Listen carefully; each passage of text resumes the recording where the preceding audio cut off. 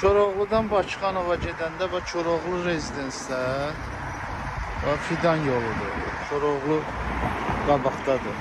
Burada bir dənə evimiz satışa çıxıb, təqdimatına gəlmişik. İzləyin. Bax, binamızın həyətidir. Bu binamızın həyətidir, bax.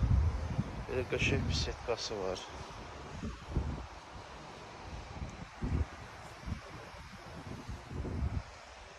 Setkası var. Orada uşaqların əyləncəsi üçün yaxınlaşdırım. Hər şey quraşdırılıb.